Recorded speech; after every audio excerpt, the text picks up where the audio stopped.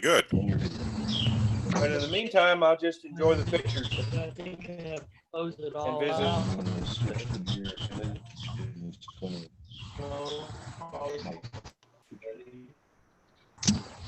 see what you need. Hey, Peanut, did you fix your father's Like this Zoom up for him? with enable mirror I'm happy to see him. and that way is it? On Denny, you talking about? Yeah, I'm talking about Denny. Peanut's there. I can see Peanut, unless that's a Yeah. photograph. Yeah, she's not moving. That's a photograph. Very good. Denny's got some company there. Denny, are you in your own house today or what? Yes, I'm at home.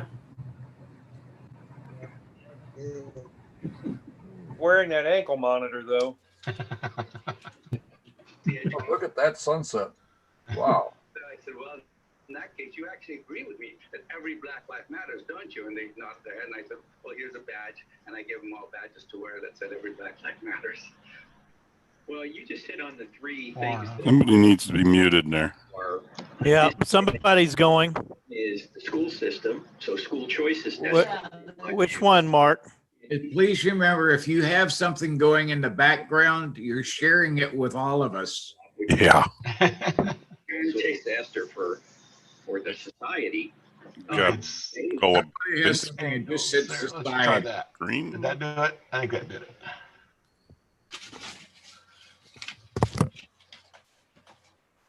Found it. Thank I had some you. noise. I had some noise in the background. I shut it down. Where you sense that behind Jeff. Yeah. Good morning, gentlemen. Yeah, the sun goes down early in Arizona. I just heard somebody say good morning, but the audio was very, very low. Oh, shame on that computer of mine. This is AF5TU. Ski. Ski, you need to get a little bit closer to your microphone.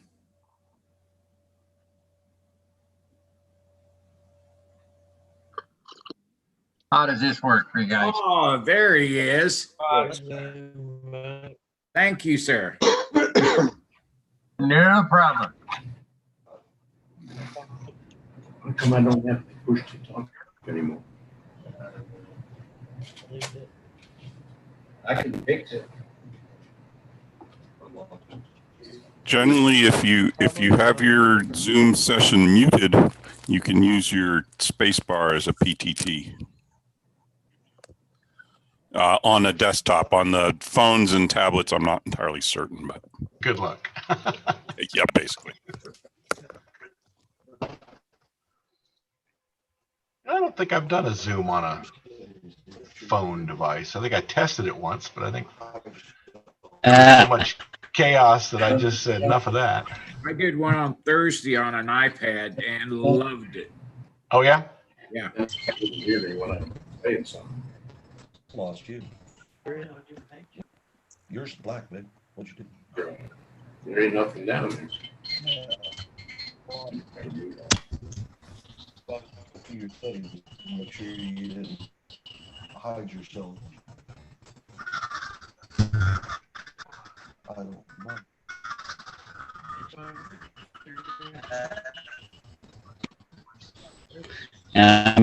Mine. There you go. You're back. I don't know why. Five best phones. Big spoken to. Well, Glenn Hagstrom snuck in. I didn't see that. I'm invisible. Just like you predicted, Mark.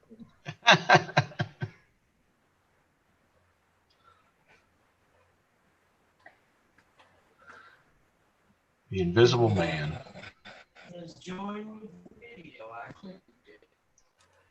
You had an antenna trouble. Did you get that fixed up, Glenn? There you are. Well, the pieces are laying in the back porch. So yeah, it's working fine. NVIS. Yeah, NVIS is right. Mark, Yeah, actually, Mark Klein. yeah. In relation to the class that we were talking about the other day, Yep. I did a poll of people to find out how many would be interested. And I got, let me find out where it's at now. It was a solid 15. Let me make sure. Oh my. Good. Well, I was talking to Ed Hatch about that last night. So 16, solid 16. 16. Wow. We will. Which generic? Were we talking about the 2 a week, or are we talking about the cram at your own time? Well, however we want to do it, we're looking. Okay. But just a technician. Got it. Main thing we're looking at. Well, we've got the slides for the technician. We might do that. Make the slides for it and just see how they do. That would be a good test. Okay, because I figure, you know, if we can get their interest, get them in, let them see what it's all about, you know, then they'll take the next bite. Yep.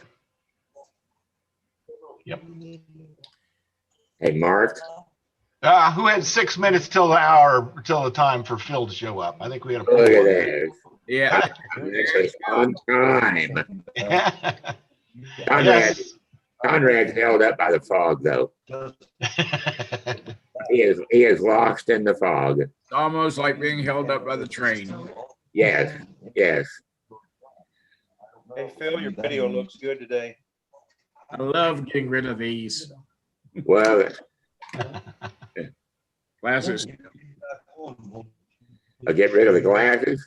Yeah, all I have to, I use them just as some readers now, until, you know, everything settles down in my eyes. But distance is just sharp as could be.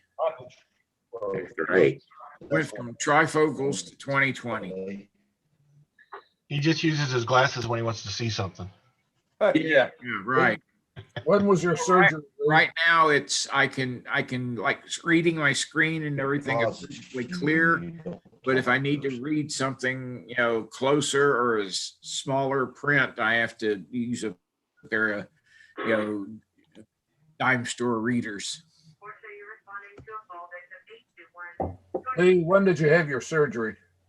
I had the first, had the right eye done on the 14th, and the left eye done on the 28th of September. Well, you're recent. Yeah, yeah. I'm still doing all those drops. Oh man, forgot about those. My Yeah, eye doctor that's was Dr. fine. Braille. I had to pick another one. I will tell you, I wish it was something that had been available to me years ago. It was terrible that I have cataracts in order to have it done. But, you know, such is life.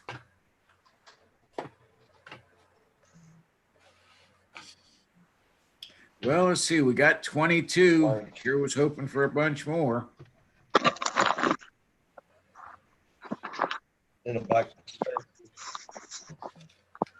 There's still time. Yeah, I was going to say, folks, if you know anybody, give them a holler on the phone. You know? Remember too that we're on, whatever. we're also on YouTube, and we don't know how many people are watching there. So Yeah. That's a good idea. I'll look it up. Yeah.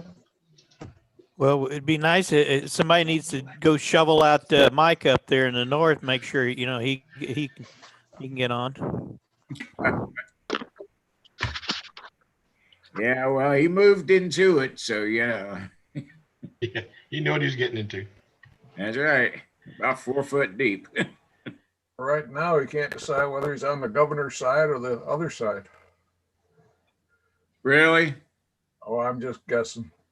I don't even think, never mind. Very diplomatic of you, Lee.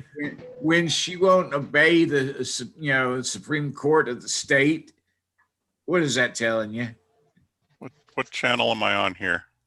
Yeah, me too. You're on the Michigan channel. Why is my frequency? Well, there's a new country. Hello. Well, skis in there. Look at that. Holy cow. What's wrong with that?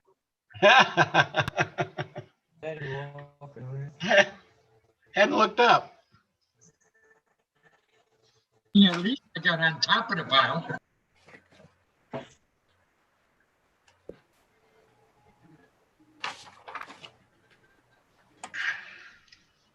Okay, good morning. And I'll go ahead and call the meeting to order of the 2020 Hamvention Club of the Year. I'm glad that everybody could be here this morning. Hopefully some more will be joining us. All are welcome, that's for sure. I'm going to forgo the introductions since everybody has their name in a little block right down below them, which I think is very helpful, except for Elizabeth, who we know that is a borrowed computer. But other than She's that, probably there too. Mark, were you able to find out how many people might be, viewing us via YouTube? Oh, I haven't gone there to scroll up something else, so I'll work it, but okay, we'll get it there shortly. Yeah, not a problem. And let's see. I want to remind everybody that I still have name badges that were ordered months and months ago that were paid for, and I would like to get rid of them. So please, holler at me on 2 meters or give me a phone call or whatever, and we'll see about getting those name badges to you. Do you have contact information for all those names? I probably do, and in the midst of things, I just haven't done it. Okay, so we could just chase them down and Yeah. remind them might be a good way to do that. Yeah. Well, it's got their call signs on all of it, so I think we ought to be able to find them. Read the call sign list. Yeah, good. Yeah, do you have them in front of you? Well, I don't have the badges right in front of me right now. That's too bad. But also, anybody has anything for sale today? Nothing. Nobody has anything. Wow. Peter, you got a little kit? Yes, I do. Where did that go here? I've got a couple little USB sound things, the same ones I was trying to sell last month and didn't sell, and I don't know what I've done with them here. They're little USB sound chips. They're just like a Sound Blaster card, but cards aren't a thing in a lot of computers now, and these are just USB, and they work great. You might need some isolation between your computer and your radios for ground loop stuff, but otherwise they work great. I'm using a couple right now for like FT8 and stuff. But I've got a couple. I don't know why I bought 4 of them, but I bought 4 of them, and I only need 2 of them. So I got 2 of them for sale, and you can have them both for, I don't know, what did I say last time? $15 or something. $4,000. And explain to us again exactly what they do. It's just like a sound card. They've got a excuse me, stereo audio out and a microphone in. I don't know if these ones also have an optical or not, but it's just a way to interface your computer to your radio if you want to do that sort of thing. All right. Very good. Anybody else have anything? And I still have horse fence antennas for sale. So if anybody gets interested in a different HF antenna, let me know. Let's see. From that, we're going to go ahead and start with the program for today. Last month, of course, was National Preparedness Month for disasters. And hopefully people, kind of reviewed their things, looked at what they needed to do, in case of a disaster, went over plans with their families. It's always a good idea, especially with kids growing up and things like that, to review emergency plans, like what happens if a fire breaks out. What are you going to do? Where are we going to meet at? That sort of thing. And with that, there was also an exercise that happened. And with that, I'll go ahead and turn it over to Mark, who is going to tell us about all that. I will do that. I will do that. Stand by. I'm making one little change here. Got a message that says I need to update something. But if you look on the screen, we'll start off with something that is very fluid, and that's the National Weather Festival 2020 is online. And the only thing we know is it's going to be from the 26th to the 31st of the month. And there's going to be some cool stuff, but we're not sure what the cool stuff is. So keep your eyes open. They're planning to do a bunch of presentations throughout the week. The big info is that Rick Smith is going to do 2 spotter classes. So for those of us, and I say us meaning the guy that's talking now, that didn't get to a spotter class in the spring because everything fell apart, they're going to do 2 spotter classes, one on Tuesday night, which is their online class to start the thing, to start as a spotter, and then the Thursday night class will be the advanced spotter class. Those are at 6:30. There are links on the SCARS webpage, the front page of the webpage, and I will keep updating it as we get more info. But basically, they're kind of saying hold the page or hold the space and do it. Take care of your good stuff and make it happen. So if you need spotter stuff, and remember, any of you that want to be advanced or with our Aries folks, we need to have that spotter training every other year. And if my memory serves correctly, we had one person that actually went to a class this year, and that was Lee. So grab those 2 as you get on with it. So that's just a commercial for the Weather Service, which is what we were doing on our simulated emergency test. Matt's on his way trying to get into the room, so he's coming in now, but Matt Lewis is one that's going to help us with this. I'm going to run the first part of this, which is to talk about the simulated emergency test. We talked about it Tuesday night on the AriesNet. We talked about it in the newsletter, but this is a test that's run every October called the simulated emergency test. And, let me kill some audio here. And this simulated emergency test is run every year to try to test what we're all doing with radio stuff. Sort of like what we do with our Tuesday Net, where we test our own goodies. We want to test everything as it's going through. The Amateur Radio Emergency Service is called Aries, and that's the group that runs these tests. That's the group that on a national basis is run by the ARRL, and that is the overriding group that maintains all of the coordination between the states and the locals, and they do all the FEMA interrogations and connect us up with all the big dogs. Aries is run by a section manager, an emergency manager by each state or section. Oklahoma is a section and a state. So we have Mark Conklin, who is our state emergency coordinator. And then each county has their own emergency coordinator. Here in Cleveland County, I'm the emergency coordinator. If you're not in Cleveland County, you can go to the ariesok.org site and figure out where your emergency coordinator is. And if there's none, you can volunteer to be that new emergency coordinator. They'd love to have you. Cleveland County's Aries customers are wide, shall we say.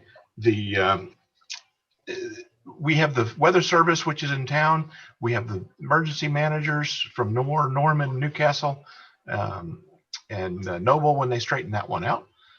Cleveland County Emergency Manager, all of those have hams in their positions and are members of the club, which is really cool. We also have contacts with the Red Cross and the Salvation Army. So we interface with a lot of the emergency services world to make that happen. If you wish to be more part of this kind of thing, you don't have to be a member of SCARS. You don't have to be a member of ARRL. It's a good thing to be a member of SCARS. It's a good thing to be a member of ARRL. But you can get involved and try to do some stuff. Our train spotters, as I hit earlier, take that training class every other year. And we use those people as our first responders when we're listening to folks on the radio. We know their background, we know their training. So if that's a good way to get involved, take those classes. Send your documentation to me, n5hzr@arrl.net, and we'll get it documented up. Everybody's documentation shows up on that website that's shown on the screen.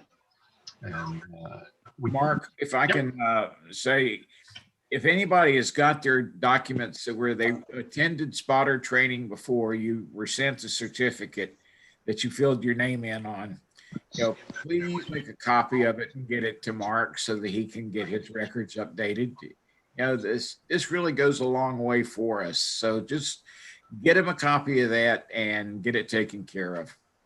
Thank you. Hey, Mark, I've got a comment too. Yep.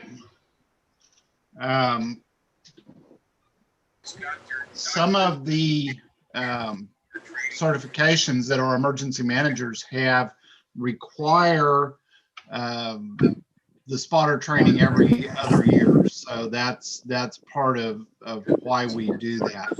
Our storm ready certification, which both Maura and Norman are, require that our spotters have a baseline level of training, and that's it. So that's one reason we do this. Obviously, we want trained people because when I'm in my EOC and listening to reports, I have to grade that information as to whether I think it's good information, bad information, whether it's good or bad may determine whether or not I turn my sirens on or not. So the training is highly important. And it's so good to hear that come back out of our clients or customer side, that to verify why we do what we do. I appreciate that, Galen. Thank you very much. I remember back in the day, we had a guy that no matter what happened on any net, he would always call in and say there was a funnel over Barry and Lindsay, and you didn't blow the sirens every time you made that call.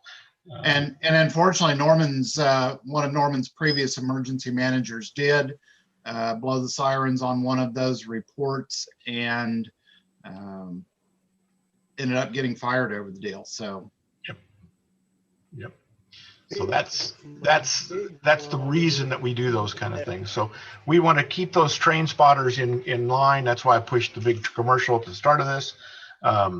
If you want to be an ARES member, there are trainings available, and on the SCARS ARES page, there's all kinds of listing of how you can get that FEMA stuff. So it's good training.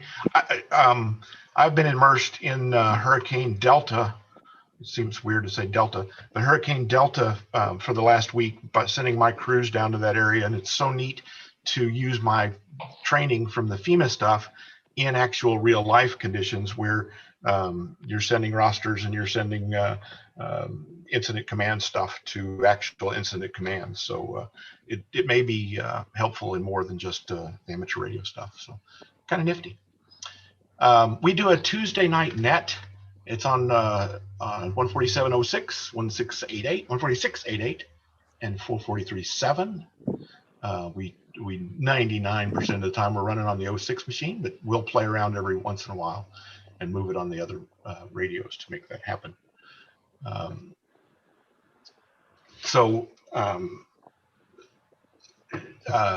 That net is me. Most of this group, I'm going to say, knows that net very well, but you're welcome to show up at 8 o'clock on Tuesday night, check in and learn some information. It's a good way to practice on the radio. I know there are many times where I've picked up my radio and I'm on the wrong offset or I have the wrong information plugged in. So it's a really good way to make sure that you test your equipment on a weekly basis.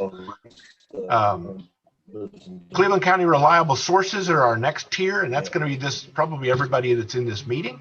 Folks that know how to use a radio, have some background in this, but just don't have the training. We use those as a second line. Like Galen said, we go to the trained folks first, and then we come down to the second group. In an emergency, you don't pull the certification out, but it's good to know where you can grade that report with the kids coming in based on that information. So that's more about what we do as a general rule. The SET, or the Simulated Emergency Test for 2020, was all about an event that really happened for us about 2 or 3 weeks before. It was a high wind event that was supposed to be 65 mile an hour or greater. I think some of us in this call had the 105 mile an hour winds and were picking up antennas. 35 to 60% of the people were supposed to be out of power. And we simulated that trees were down and power lines were down. And it's kind of a radio top exercise that happens every year. This year they said that voice communication was slightly affected, whatever that meant. And data and wireless data was greatly affected. So our goal was to kind of do some special stuff with that. We announced it on the previous week's Tuesday Night Net, and we did it in the SCARS newsletter. We kind of leave these to the end so that we get last minute behavior out of folks to see who's going to show up in a true emergency, and it worked out really, really well, at least from my standpoint. We had about a dozen folks that joined us, and it was really, really great. This year we had, since the data was going to be down, we had been pre-warned that they wanted us to send a Winlink message to Mark Conklin, N7XYO, and we worked with Matthew Lewis, who's going to be on here in a second, and he was our guy that was the Winlink message. I know there are 2 or 3 folks that were pretty big into Winlink on this in this group, but we probably got 4 new Winlink folks on the air getting ready for this, which was really cool to see that happen. And then Matthew was able to make the connections for us. So the goal was to have this net to support this event. Fortunately or unfortunately, we'd done this 2 or 3 weeks before, so it was pretty easy for us. Any question, or is that just a blip of audio?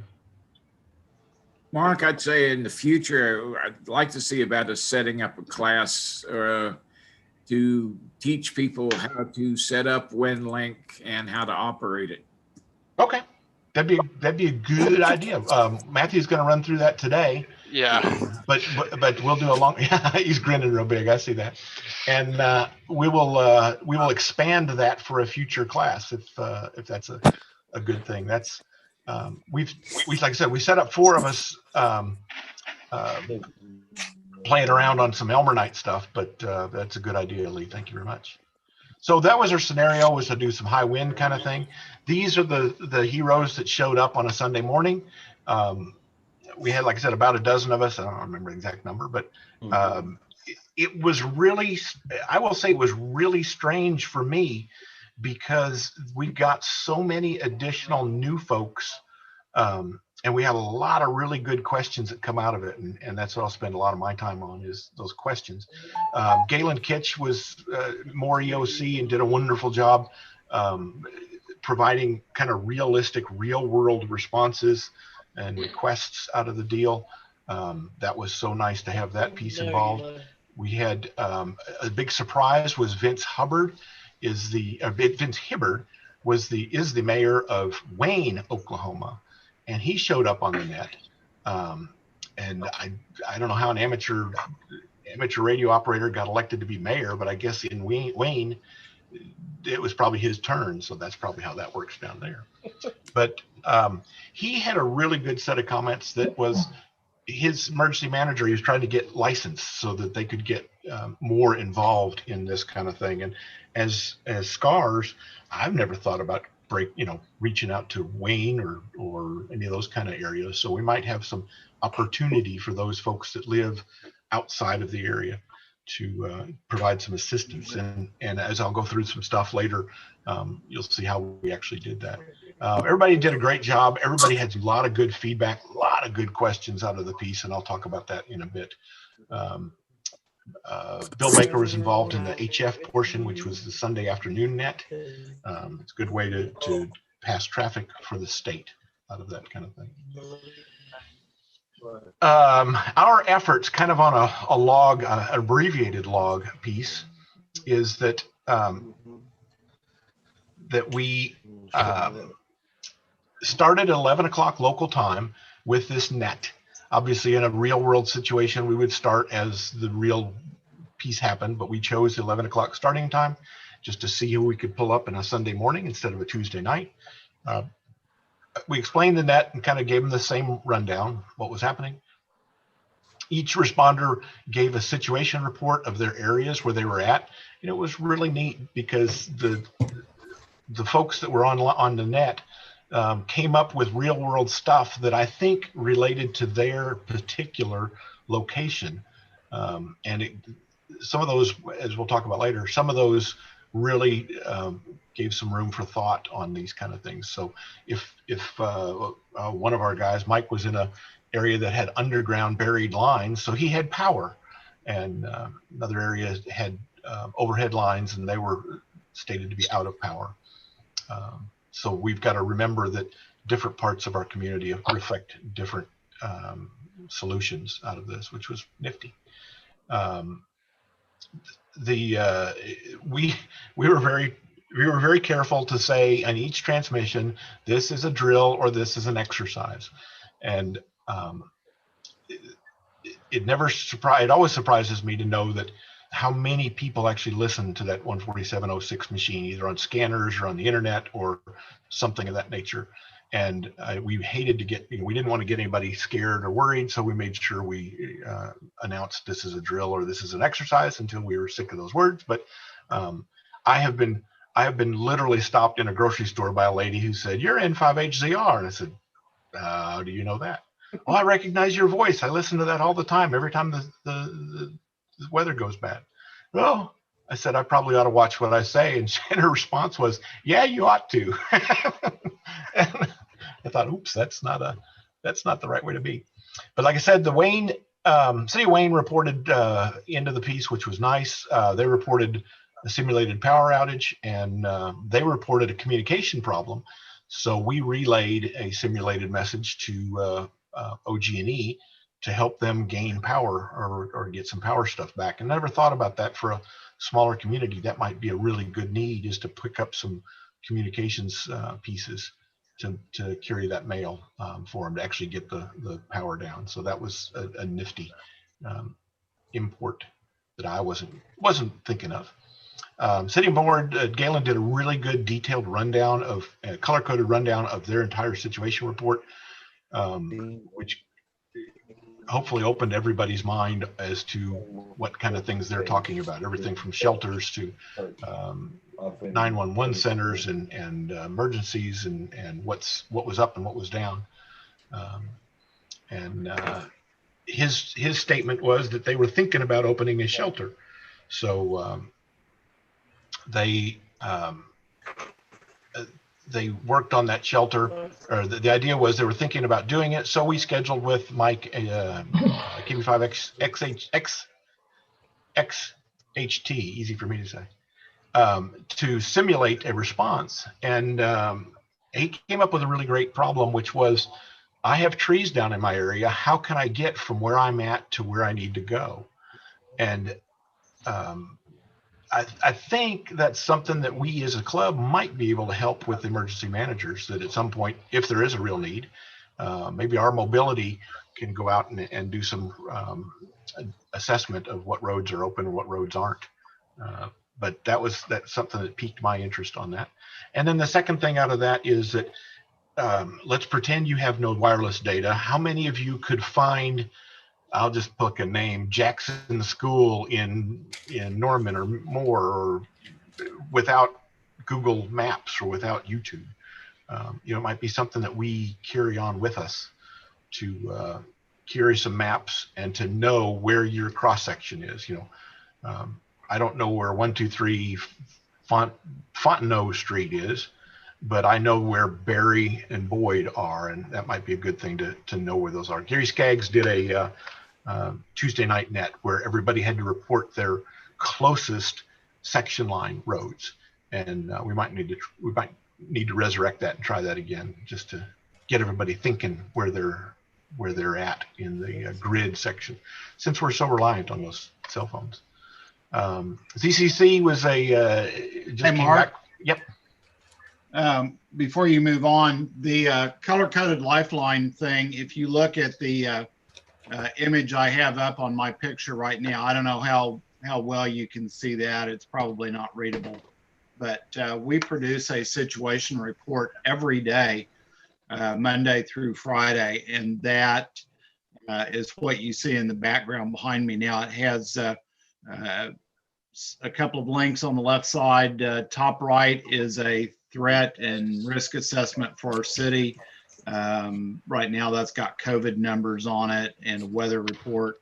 And then more importantly, along the bottom half or bottom 2/3 of the left side are various community lifelines. And we put an assessment of whether those are normal, whether they have some issues, or whether the world's chaotic, and we turn them red. So anyway, that's kind of the color-coded lifeline thing that Mark referenced. Yeah, I mean, I think to see what effort that people in your shoes do to put those out, you know, I think, oh, I got everything covered, and then there's 4 or 5 things on that list that I had never thought about, and that was kind of neat to see that happen out of that. So that image, the life-size one, along with the actual report, is always available on the City of Moore website. Go to the emergency management, look for the sit rep. I also posted on Facebook and Twitter. So it's a tool to provide our leadership with information as well as our residents. Yeah, and it was very detailed, and like I said, it opened my eyes to some stuff that wasn't there. So that was kind of neat. ZCC Nathan Liz was sent to, the idea was to send him to the OU EOC if that was a response, if that was needed. And again, he came up with the idea of how do I get out of my area for weather or tree problems. And you know, OU is big. Do you know where each one of these facilities are? And I think we will have to come up with a list of addresses and directions that we either publish to our net controls, depending on what we want to do for making that public, or something that we can provide at a moment's notice in that kind of situation. So that, to me, those were kind of some really big things that came out of this that I wasn't expecting to see. Click over here to the next one. These are the interesting threads that came out of this piece. The status of the power was determined basically based on underground lines. You know, some areas of town may be better power than others, and it would be nice to maybe know what your power situation is. That, you know, for instance, my power in 15 years I've been here has gone out probably 1 or 2 times, but I know that there's other folks that are constantly power out situations. So having some good stable power areas might be a good thing to look for. Cities and towns may need communications. I kind of hinted that with Wayne's story earlier. Where are you going? Would you like to get, would you be able to get to that shelter without your phone? I use the silly phone for everything. I've never asked directions in the last 10 years. But if you didn't have that phone, what would you have to do? So maybe we get some maps. Peter Laws and I were talking, and he said that the county, that the state had some county maps that had sections, lines, and we were talking about maybe making those available and some information on those. That would be a good piece. Do we have contact numbers for hospitals, utilities, emergency contacts? You know, that was one of the questions that came up when we were relaying power question is, who do you call at each one of these places to make that happen? So same kind of phone list might be a good thing to produce. Yeah, Sorry, go ahead. the one thing I found that was, I didn't say it at the time, but was unrealistic, was the phone call that we had Phil make to OG&E, because I can assure you, having been in a previous lifetime, a manager of a 911 center and associated still with ours now, even our dispatchers have trouble reporting outages to OG&E, and we certainly never, ever get an ETA from them on how long they think it'll be before they respond. So that was probably a little unrealistic, but good thoughts, but in reality, that probably wouldn't have worked as well. I will say that it depends on your social engineering skills is probably the best way I can say that. Oh, no, it doesn't. Not in this case, it doesn't. Trust me. Been there, done that. 85 PTO. Can I comment on that? Yeah, go ahead. I can say with some assurance that all of the utilities are that way to an extent now. Is becoming more and more difficult to contact a utility. So often they send you to a voice response unit that takes your recording, or they want you to get on a website and punch it in there. It's just difficult. And getting contact numbers for some of these utilities is important. I just happened to spend 26 years with OG&E in their communication department, so I know what all the unlisted phone numbers are. But short of that, contacting these utilities can now be difficult, and it's something that would be worthwhile to have those phone numbers available before the emergency. That's it. Thanks. No, I totally agree. I think that's something that came out of that was, one little silly comment from Vince down there in Wayne, which opened a big door of that kind of thing. So something to go think about to set this up in advance.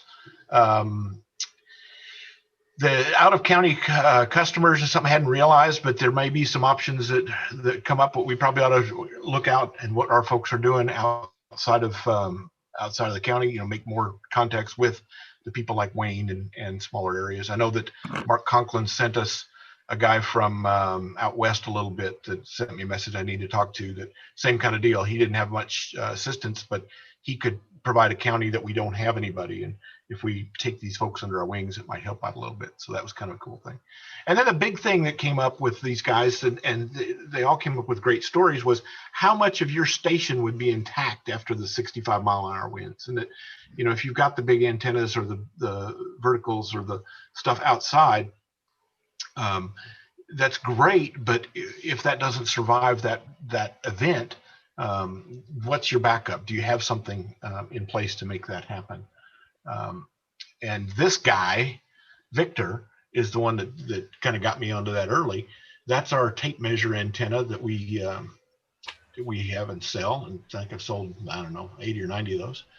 And he puts one of these, he has one of these in his attic that's aimed at the repeater, so that whenever he has bad weather situations, or if his antennas fell off the house, that would be his best effort to get to the repeater, and it's up there all the time. And I think that was a really cool idea. And I've never done that. I had never done it before he told me about it. But I think it's a really good idea. Are you ready is the kind of piece out of this.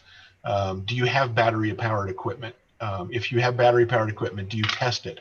I know Peter Laws and I are always arguing about how much stuff we can put on battery. And what I'm working with now is I've got 3 monitors. One of them is a laptop, which is on battery. I've got 2 of them that are they're for a mobile home, and they have it's called a supersonic as a brand name, and they have a 12-volt input. So if you lose mains, it will actually stay up on the 12-volt input side, which is took me a while to find those, but that was kind of cool. All my network gear is running on a battery conversion system.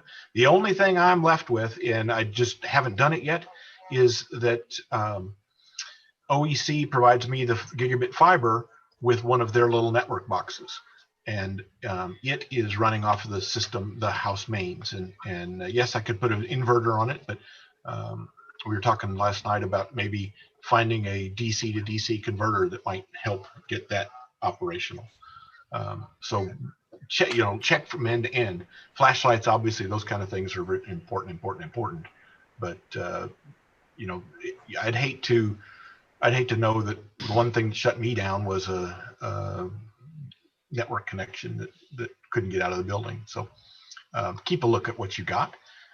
Radios in vehicles is another good way to do emergency power. You can always go out, crank up the motor of the car, and let that thing run and charge your batteries. So that's the quick, easy way to do emergency power radios. And are your antennas lightning safe? Can you operate them in the storms?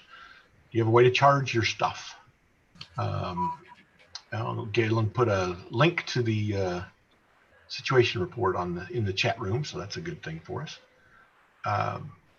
Paper maps, do you have stacked up? We talked about phone numbers. We talked about lighting. The two lights that are shining on me are actually two little 2-watt lights from a mobile home that plug into my 12-volt power supply, and it really kind of works nice. Is that when the power blinks, they stay running, so I don't even see it go off. I've had the power shut down on me here, and the rest of the house is dark, but I still stay up and running and got my lights and everything. It's good to go. Medicines, this goes back to Lee's stuff on his go bags. The medicines, food, water, go bags, and the final piece of mine is MPing. Do you have MPing? And we talked about it before, but if you do not have MPing on your phone, that is what the Weather Service takes as their primary input. The nifty thing there is it goes from straight from you to their data systems. So there's no delay, and that's a really good way to put that. So if you don't have it on your phone, you ought to get it on there now.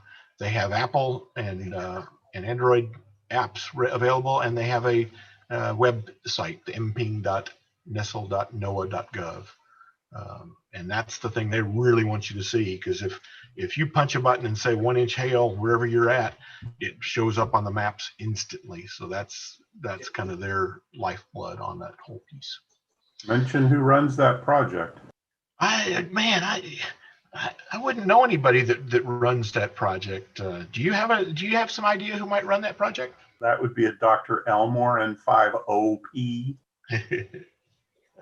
Yep, Kim Elmore is the one that runs that project, and he would pay me $1 to get each one of you to sign up. So I'll hit him up for that $1. But no, that's a really good thing. You can see where the hail is coming at you by other people that report, and it's a really good way to feed that stuff in. And Kim does a real good job making that run. Use MPing every single time that weather starts, whether it's just rain or whatever. That's the first thing you bring up? Yeah. It's a good idea. Yeah. It's a good idea. Hey, question, is that just for trained weather spotters? No. Anybody that can load it on their phone. And the concept there is they want to get so many reports that if they get an errant report or two, they all average out. And it's always been good reports when you see it. We are blessed in this part of the world. There's probably more meteorologists per square foot than we really need. But those guys all go home and in their off hours will report. So you see a lot of reports coming in from Weather Service employees that are doing it from home. So that's why our efforts are not as important as they were 20 years ago. But that MPing is a great way to get that involved. Part of this the system is the simulated emergency test.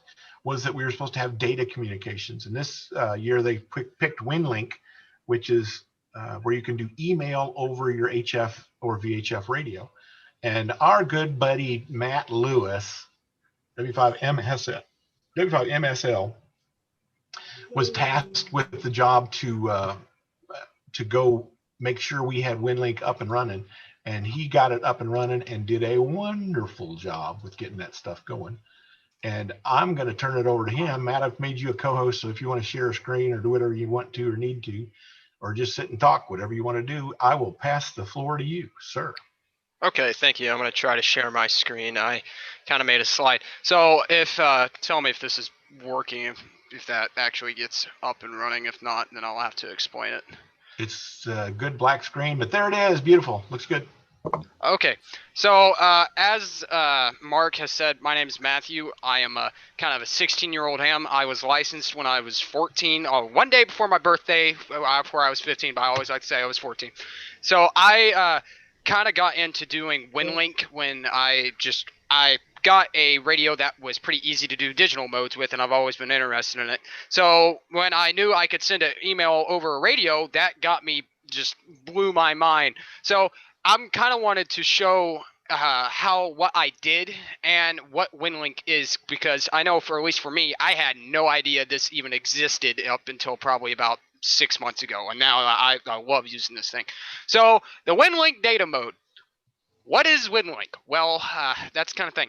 Winlink is a worldwide messaging system that uses amateur band radio frequencies and government frequencies to provide radio interconnection services that include email with attachments, position reporting, weather bulletins, emergency and relief communications, and message relay. Now, if you're like me, in layman terms, that means it's a digital mode that allows you to send emails and other attachments via ham radio. Now, why is Winlink so useful in an emergency situation? Well, it's a very basic. You don't need civilian infrastructure to send important data. As you know, in Oklahoma and other, like in the hurricane-affected areas, as we're seeing right now, if it's bad enough, there is going to be telephone lines down, there could be cellular, there's could be all kinds of natural disasters that can interrupt normal communication, mainly the internet, which is a big thing. So the reason why Winlink is so useful is because you don't need to have internet to actually send a email, and you can still normalcy. I guess that's part of it. So let me explain how the Winlink network works, okay? So how it works is you're going to have your station, the transmitting station is going to be having a PC that connects to a radio via a sound card adapter or a TNC that is going to then send it over the air to a receiving station. Now, there is a whole bunch of receiving stations that are out there, but these receiving stations, it can be peer-to-peer, where basically only the station that's transmitting and the stations that's receiving, that's the only thing that's going to get that data. And the station that is receiving is also going to have a PC to decode this also, to decode the digital mode. But the big thing that makes Winlink so useful is that there's gateways, which is kind of like APRS, I guess you could kind of think about it. But basically, the receiving station will then upload the messages that it receives up to the internet, and then it will redirect that to the person it's going to. For example, I had to send an email for the emergency test scenario to the state emergency coordinator. So I sent it over to a station in Arkansas via just radio, and then it redirected that over the internet to the email of the state coordinator. So he didn't even need a radio. So it's better, for at least for me, when I think of Winlink and why it's so useful, is because it gets rid of a whole line of communication. So like if I had to get a message from Oklahoma to an emergency agency in like Washington, D.C., and I had an email, at least I knew an email, I would send to a area that's not affected, and instead of having to use like the national traffic system, it just goes to that email, and that's one thing, which makes it very easy and makes getting traffic really across. Now, there are hundreds of gateway stations around the world, so that's why it's you have a lot of options, and they're on different bands, different frequencies. So like if you have a 20-meter antenna, you can do that. If you got an 80-meter antenna, you can do that. And that's why it's also good in an emergency situation, because, well, you got you don't know what type of antenna you're going to be using probably at that rate. So the two programs that Winlink is used, well, there's a lot of programs that use the Winlink system. There is some on Linux, but the most popular one, at least that I use, is the Winlink Express. And I am actually going to do a live demonstration, hopefully, if the bands will work with me. And I'm going to give you a brief overview of what it's actually like. So this is the Winlink Express software. So basically, it's kind of like a really simple, basic email program if you look at it at first, because you got your inbox, you got your read items, you got your outbox, you got your sent items, and a whole bunch of that stuff. So this is the example of the message that I had to send for the emergency test. Again, you want to make sure that you say simulated, because we really don't want people, as Mark said, running around in circles thinking that the world's going to end. So basically, I just gave a report and told how many active participants we had, and a simulated report for Moore, Oklahoma from Galen Kitch, what was going on. I may have screwed up your call sign, so please, I had to. That's one thing. I screwed up on spelling, but luckily enough, I was able to redo that. That's the one thing that I hate about doing on Winlink. If you screw up on spelling, it takes a while to redo that. So that was the simulated message. But for today, I have kind of a new interesting one. So what I'm going to do is new message. So again, it's like a very simple email program. I'm going to send it to Mr. Merck, because we all know that he loves getting emails from me. And we're going to do subject, donuts. And let's see if I copied this. All right. So good morning in 5HZR. My name is Matthew S. Lewis, W5MSL, and I am acting as the Youth Cleveland County Donut Attachment Operator. We have a message from the W5NOR Club. We are needing a dire supply of jelly donuts at Fire Station 7. The coffee has run out, and the CW operators are getting restless. Please hurry before this entire club falls apart. So then I get the message to where that's from, and then I will say that was the message, and then I will relay it. We have no further simulated traffic as of 11 a.m. CST. It's better to put it in UTC, but I'm lazy, and it's probably not the best way, so that's one good tip. And we will update if any other traffic is involved. So that is kind of an outline that I used when I was making my simulated emergency message, because it gets the message across and it tells who did it if you don't screw up the call signs like me and have to send 2 more other emails. So what I'm going to do is I'm going to post to the outbox. Now this is where Winlink gets a little weirder compared to a normal email service. So right now I am running an ICOM 7300, and this makes it super easy because it doesn't have to deal with a whole bunch of TNC. And I actually, let me pull up this. So this is the Winlink data mode center. So this is how you do it. So as I said, there was a whole bunch of gateway stations that you're able to select. These are all the gateway stations that I'm able to select. So I only have a 20-meter antenna out for right now, so I'm going to obviously select a 20-meter station that is receiving. So I've selected this one, and it should be clear. Last time I checked, this was in Mexico City, so it's kind of far away, but not too bad. There's a whole bunch. Usually I try to use the one in Arkansas, because that's where my dipole is oriented, and it's really good. And so basically what I do is once I have the channel selected, I'm going to start up, and if you can hear that, that's what the actual data mode is doing. So right now what it's doing is it's calling the station, and it's waiting for a reply. If it doesn't reply, then, well, guess the club's not getting its donuts today. I'll probably give it one try. Sometimes it happens where station bands are not working, but what will happen is it will, well, it just got a reply, so you should be able to kind of see. Now it's actually sending the message. So again, it contacts it, and now it's starting to get a link to it, because it want to make sure that you actually have a link to it. Just bear with me. It takes a minute. Usually the messages take up to about 2 minutes. So this is telling, now the Winlink stations, they have a time. So right now I'm sending the message to W5HZR. And while it's doing this, you can send the message, and if you have any outbound messages, like receiving messages that you're getting, you're also going to get this while doing this. And as I said, you're able to send emails, photos, positions, weather bulletins. So it is perfect for emergency situations just because it's so versatile. So now it is sending the message, and we will see how long.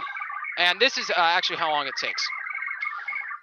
Again, bear with me. I'm sorry about this. It takes a minute. It took me, for my long message from there, it took me about 2 minutes to send the message. But if you have a whole bunch of outbound messages, then it'll take a little longer, but it's better than just sending them over and over again. So it's almost done, since this was a very small message. When I've sent a file attachment before, and those take a long time. Question for you, Matthew. What's the baud rate for that Baud rate? transmission?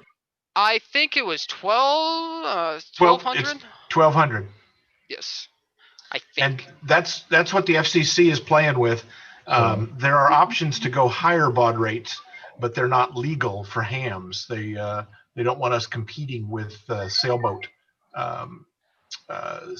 email systems, and those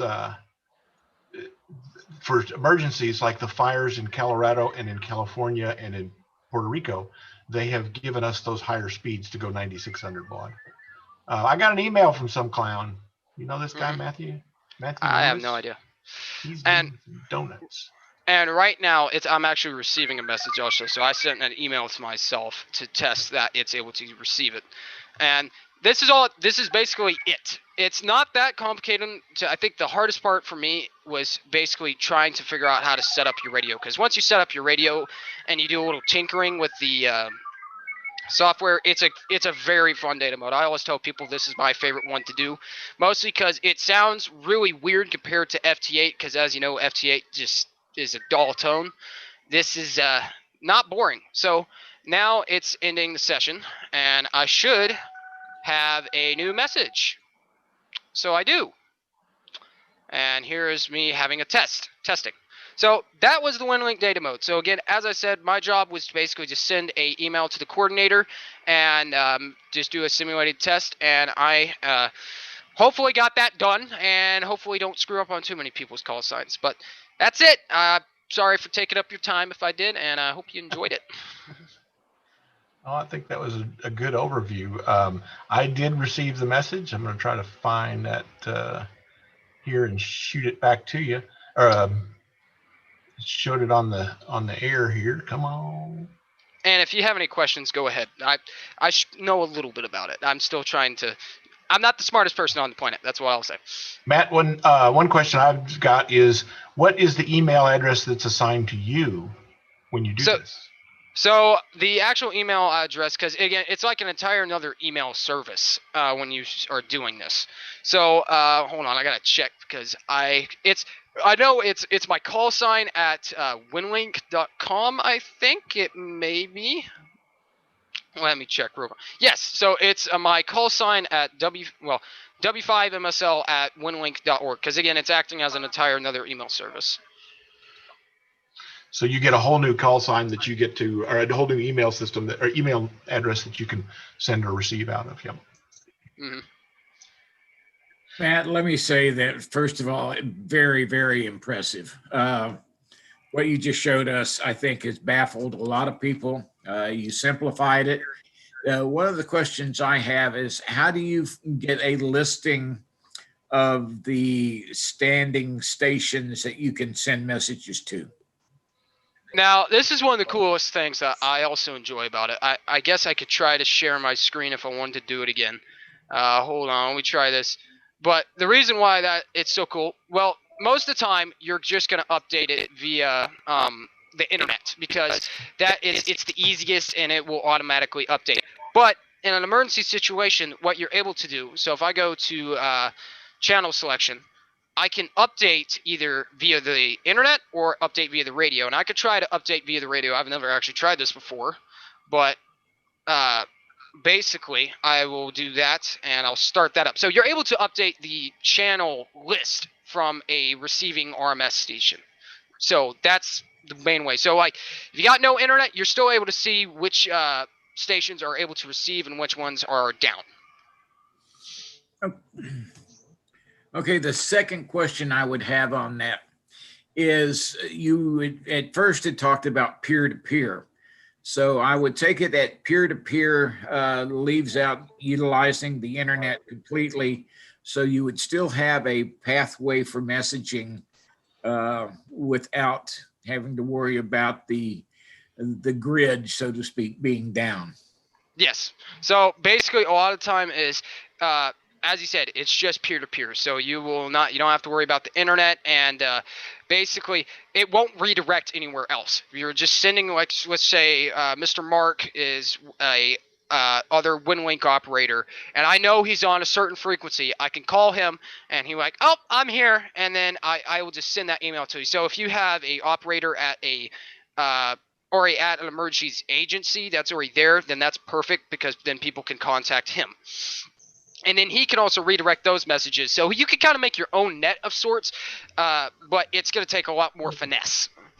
Well, I can see, I think most of us that work HF probably at one time or another leave our radios on a certain frequency that we monitor, or that other people we talk to on a regular basis. And so just by doing that would kind of create a if we wanted to do a list of it, a whole peer-to-peer network that could utilize just for that. So that's something I think for the other guys in the club to think about. It doesn't seem like there's any huge thing here. The main thing is just doing the interconnect between your computer and your radio, and downloading the software, the Winlink software. Is that correct? Kind of. I think there's you might need different software for being an RMS station, but I'm not sure. I've never acted as a RMS station. So, but I know that you are able to receive. I just don't know if you could just leave it listening and it'll do it for you. But I know that is the basic concept. So you got that right. I just don't know exactly how you do it. Yeah, or you just both listen to the same server, to the same RMS, the actual station that's receiving, and you can go straight through it. So if you're going WinLink to WinLink, you don't have to use the internet. It will go straight through their system.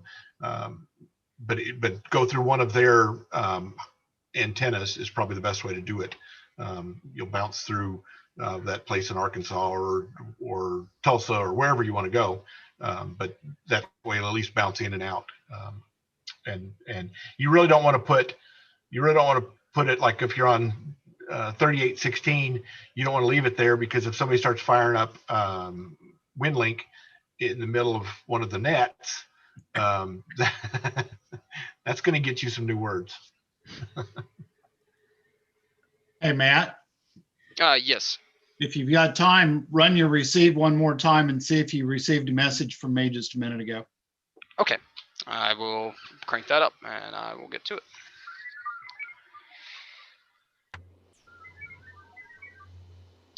And let me share my screen one more time. As you can see, you can get. I've spent way too many hours on trying to figure these things out. Once I learned that there was a whole world of digital modes, it basically craps a pound. You'll spend many late nights trying to figure things out, which does not help with sleep. Sleep is highly overrated. So now I'm receiving again, and again, it's one of the things that I've read was that it's very I don't know how to say this. It doesn't screw up with errors a lot. So like it's oh geez, it doesn't have many errors. I'm sorry to say, my brain is definitely not working today. So like it will not screw up a message. So you're not gonna have someone screw up their call sign via like the actual data mode. If you screwed up, different question. But that's why it's very reliable. There we go. Sorry about that. And you just have to work around the band. So you still have to be a good operator, just like doing any other digital mode. You still have to know what bands are good, and you got to make sure that you know your equipment and how to use it, and make sure that you've tested anything beforehand. And I'm also, while I'm doing this, I'm also receiving a message, and I'm also updating my channel list. So you can do multiple things. It's going to take a little longer. Now, hopefully we'll get Jelly Donuts. If not, then we'll see what happens. I was going to say, Mark's not really dependable about, filling donut requests. So, Well, I fill the requests. I'm not real good at delivering. That's the problem. Well, okay, yes, that's true. You do get the donuts. They just don't make it to the intended recipients. Remember the McDonald's commercial about French fries? Order an extra one for the delivery. I don't know. Anybody else have any other questions while we do that? I think I agree. Matt did a great job simplifying it. It can be very complex, and this is, I hate to say it, this is all it is to it, but there's a lot of details that that you got to work out between the radio. I have a question, Mark. Go ahead. Matt, great job. We need more people like you in the club. This goes back to your bullet list, Mark, and kind of backtracking from Winlink here, but has any discussion been made about the use of the FirstNet resources? And maybe Galen can chime in on this too, because David Grizzle, the Norman Emergency Management Coordinator, had posted something, I believe it was on Facebook yesterday, regarding an ARES participant who had been granted permission to get a FirstNet account. And has any discussion been made about that? Oh, we've talked about it in the past. I have a FirstNet account, and I carry one that's a FirstNet radio or FirstNet phone. There aren't any real additional frequencies at the time, but they're still working on that. Yeah. What FirstNet does for you is I don't even know if I know how to explain this right. Basically, they are another cell provider, wireless provider. They are contracted. It's a government thing for first responders. They've very opened that up a lot. But they are contracted right now through AT&T. And basically what they have done is not only do you have access to the normal frequencies on your cell phone that AT&T uses, but you also gain access to some of the band 14, which is set aside for public safety. So in theory, assuming cell towers are up, if the regular channels are jammed, this might give you access on your cell phone through band 14. I can add a little bit to that. The advantage of FirstNet is that when a lot of the other, let's say, bandwidth, if you will, is occupied or goes down, is unusable, FirstNet users are elevated to a higher tier and given priority. And the FirstNet organization also has the mobile cell phone, I forget what they call them. Galen may know the name they're using for them, but they can roll those. Pardon me? Cows, cell on wheels. Oh yeah, the cows. And roll those out and hopefully get the cell phone network back up and running for FirstNet operators. I should probably add here that not all phones are capable. So if you go in to talk with the FirstNet people, they're going to suggest that you get a phone, if you don't have one, that is either a separate phone compatible with FirstNet, or if your phone is compatible, then they can get you a SIM card that will enable your phone on FirstNet. The rate plans are very competitive as far as cost. And also, if you have an AT&T personal account, you also get a 25% discount on your personal account also, if you have a separate phone. So those are just a couple other tidbits to add, but I understand that FirstNet does also, and I don't know if we have any active here right now in this area. Galen may also know this. They also have a special push-to-talk network, which is set up for local first responders and emergency organizations. It's kind of a separate place to conduct communications, if you will. Galen, you have any more information on that? I have not heard anything about a push to talk network. Okay. There's one on my phone. I don't know anything about it. Yeah, it is available on the FirstNet emails that are sent out. They do quite a bit of talking about it, its availability in certain areas. I have to admit, I don't know how available it is in our area, but I understand that it is a FirstNet application that is available, and should the need arise, it can be set up fairly quickly. So that's just another option, another method of communication that I thought I'd throw in. And I hope to get more involved in the ARIES and everything now that I'm not working anymore, and feel like I can actually do something besides work. I will add one thing to that. Jeff said something about FirstNet users can be elevated or are elevated. The actual terminology can be elevated by an incident commander or a COM-L that's plugged in as a administrator on the network. So it's not that everybody gets elevated. If we're at an incident scene and elevate the incident commander's phone, we can do that, give him priority, but it's not everybody that gets elevated.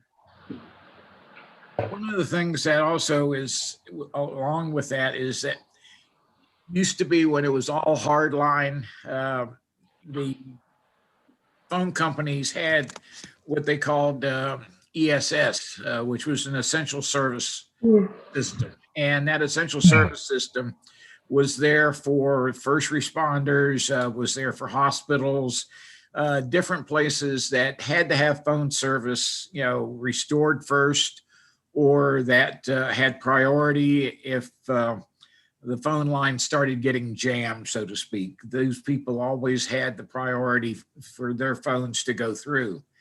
And this is truly the first time that I've seen the cell companies or anybody actually doing something, because we've all gone cellular, to go back to some type of ESS system where first responders or those people that are responsible for things had a way to get priority communications through. The first thing that always happens in any disaster is the cell phones get jammed. Everybody's trying to talk with their loved ones.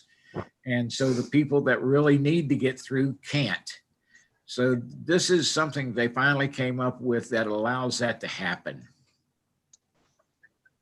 I wouldn't crow on the cell phone company folks. The feds paid a lot of money to make this happen.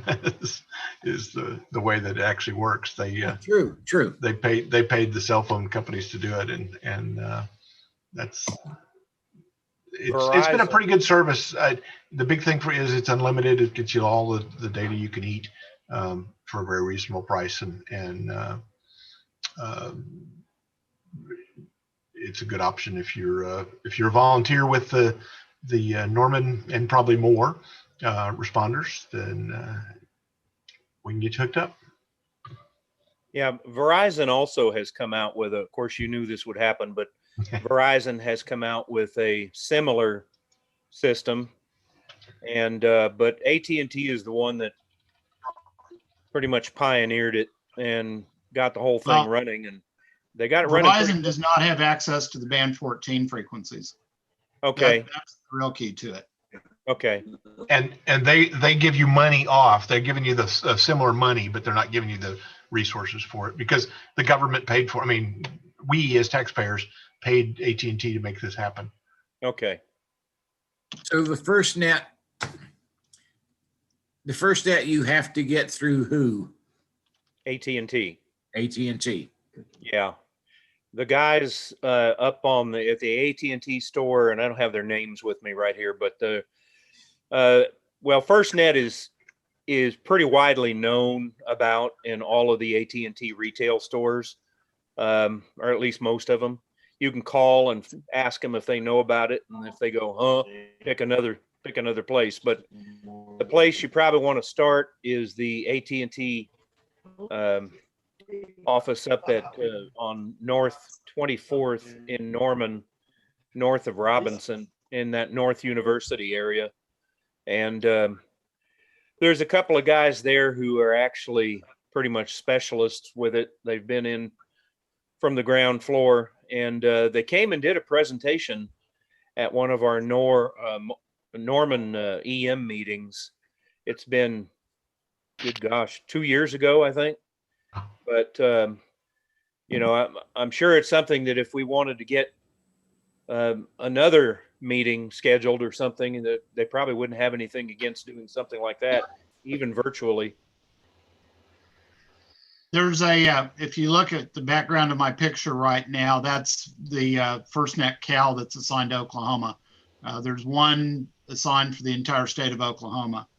And I don't know whether they finally decided that it has to stay in Oklahoma, or whether, like right now with things impending down on the Louisiana Delta, that they can move it down there. But I think it's supposed to stay here.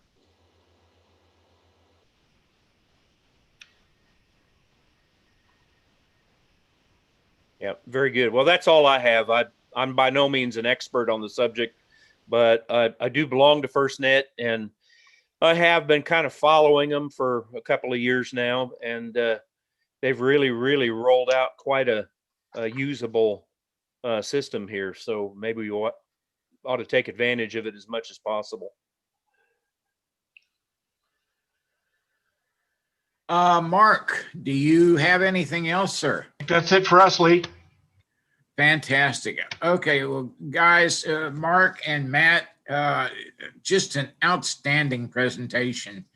Matt, I applaud you greatly. Believe me, you have opened up our eyes a whole lot about Winlink, because especially mine, it's something I've been thinking about for a while, but had no idea even where to start with it. And so, you know, if you're willing, there might be another instance where you could help folks like on Elmer nights or something like that. If we decide to have enough interest and several people wanting to do Winlink, I know that I'm very much interested in it. And your presentation was very enlightening. So thank you very much, Matt. All right. Let's see where I'm at with this. Again, you know, with a lot of other things, go to your W5NOR website. That can tell you so many things about where you can find so much information. And I tell folks every time I can, you know, if you go on there, you're not going to be able probably in a day to go through every piece of information that's on that website. It's layers and layers and layers deep, and there's so much good stuff there. So take advantage of it. When you're just roaming around, go to w5nor.org and take a look-see. Secretary minutes. I know Chris was out, but Galen last month filled in for him. So I think, Chris, did you get all that information?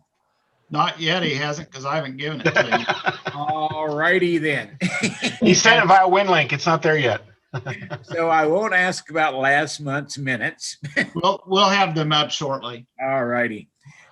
Treasurer's report has been on there, and we are extremely solvent. Hank, do you want to add anything? Not really. The statements are on the website, but we really have done a real good job of retaining our membership this year. We've got a lot of new members that have come in, and you know, it's just been kind of a slow year financially. But like you said, we're very strong. We have about a little over $17,000 in the bank. We had less than that last year, and our expenses are very low.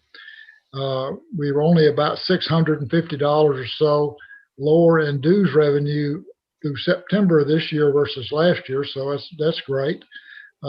It will be very nice, I'm sure all of you will agree, when we can start having face-to-face meetings again so we can keep our club intact. But right now, we're doing a great job financially and membership-wise.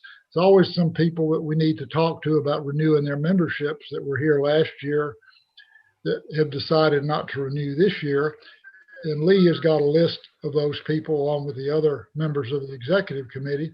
There's not that many, but hopefully we can reach out to some of those people in the next 2 or 3 weeks and see if we can convince them to rejoin the club. So that's all I had, Lee, but I'm open to any questions anybody has. Right. Any questions of our treasurer? Don't hear any. And yes, the list that he sent me has 58 names on it. But one of the things that he didn't say is that last year we had a membership of 180 people. And even without those 58 people renewing, this year right now, we have a membership of 180 people. So I think that's great, showing that the number of new members that we've had come into the club. And, I think that more and more it's growing. I just did a group that I'm working with now that I've got 16 people that want to get their license. So more and more and more people are showing interest in ham radio. And I think it's up to the people that are doing it to help promote it. Let's see. From there, Peter Laws, VE testing report, SirenNet. Yeah, I'm just updating the new hams list on the website, but Mark, don't put it up there yet because I'm not finished. Okay. Update. Okay, now you can do it. We had 3 candidates at the last. Why am I not hearing myself? 3 candidates. Yeah, I saw that, Wayne. You made that face. I saw that. We had 3 candidates at the last test session held under pandemic conditions. Paul, who has been on some of our Elmer Night Zooms, is a prof at OU in electrical engineering. He is now KI5LIL and got his general. And then James and Jameson, a father and son team, are KI5LIM and LIN respectively. They got their technician licenses. So another good session held under ridiculous circumstances, but there you have it. Next session is November 5th. Ridiculous is right. Yep. And Hank, I'm noting here on chat session, looks like Dan, WO5WO, tried to join, but PayPal kept sending a site error. So you may want to take a look into that or contact WO5WO and try to help him. That would be great if I could just get him to send me an email with his name and call, and then I could write it down here. But if you'll just send me an email, he's interested in joining. Yeah, tell him what your email is. My email is hankhamner@gmail.com. So if we can, if he would go to PayPal, and it would be great if I could get a screenshot of where they're refusing to take him, because I haven't heard that before, but about PayPal, they get things screwed up every once in a while. Yeah. Peter, you want to go to SirenNet? Yes, SirenNet. We have one every Saturday at noon, weather and football permitting. We didn't have one in Norman. Was that last week or the week before? It was last week. Last week, yeah, because we had a home football game, and once kickoff it never happens. Anyway, doing it today, noon. It's kind of foggy, but we'll do the test anyway. If you're interested in becoming a spotter, let me know. Send me email n5uwy@arrl.net. I have a question for you, Peter. Certainly, Mr. Lespiza. Go ahead. Yesterday was Friday, and I heard 2 sirens from someplace. Do you happen to know where those are? I live near Lloyd Noble Stadium. I don't know. you I know remember they're from out working on stuff yesterday. Was it a that? burp, like a short piece? We No, hear it was it like that every, right at we hear it noon, and it every lasted a Friday. minute or so. Interesting. We hear it every It Friday. could be testing. If it was right at noon, that sounds like a scheduled thing. I thought The it was members southwest of me, the but I can't Central be Oklahoma, sure. sorry, go ahead. I thought it was southwest of me, but I can't be sure. It's entirely possible. Could have been Noble. Are they working on that finally? Oh, that'd be nice if they got some money finally. No, it's not. I think it Goldsby, possibly Goldsby, or in that area. Norman used to test, I think it was Friday at noon. And as I mentioned in my presentation last week, about 10 years ago, all the cities that make up the Central Oklahoma Emergency Management Agency got together and said, let's all test on the same day. Now, not every city or town is a member of that organization, and they're certainly free to test whenever they'd like to test. So it could be you're just hearing a siren from some other town that isn't part of that group, and they just test on a different day. But as to who it is, I don't know who it is. Yeah, I'm in the same area, and we hear it here every Friday at noon as well. So, okay. Oh, we might check Newcastle and see if that's them. Or Goldsby. Yeah, it's got to be somewhere down in that area because it's loud enough that it doesn't depend on the wind blowing it up here. I was going to suggest that too. So the wind really makes a big difference. It always amazes me. Yeah. Especially this time of year when it flips around and we start getting wind out of the north, all of a sudden the sirens to your south that were really loud aren't really loud anymore. The ones to your north are. It's quite surprising how much a difference the wind makes. But I don't know who it is. Drive around and see if you can find it. Yeah. I'm teasing, of course. Anything else? Comment. Somebody's saying something. I have a daughter that lives in. Is that Terry? That's you. Get closer to your microphone. In Washington, Friday. We lost you, Terry. You're breaking up. I have a daughter that lives in Washington, and they test Washington and Goldsby at noon Friday. Washington and Goldsby at noon on Friday. I think that's what you're trying to say. Your daughter lives down there. We'll have to check that because it'd be nice to find out where it's coming from. It'd be just good to know, just information. Yeah. Thank you. Thanks, Terry. Anything else, Peter? No, that's it. I urge everyone, if you have not adopted a siren, think about it. There's plenty of homeless sirens out there of a good caretaker, and it would make you feel good in your heart to do that. I adopted one from Haiti. See? No. Okay, well, thank you. It's good to do it at home first. With that, Phil Sennett, anything on technical committee? Nothing on technical committee. Everything is working. All repeaters are up and no complaints. All right. And while you're there and talking, why don't you go ahead and do the 2-meter Aries? Okay, I'll do, is my audio coming through okay? Yeah, you're fine. Okay, well, a little interference here from K5CAT Sonic.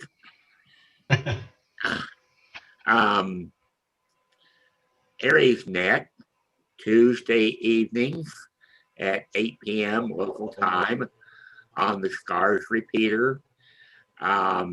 It's going good. We average about 30 to 35 check-ins.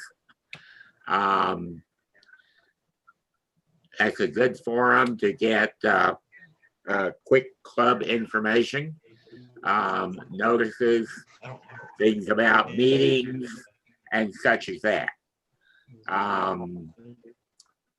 What more can I say about Aries? The Aries net controllers are doing a great job.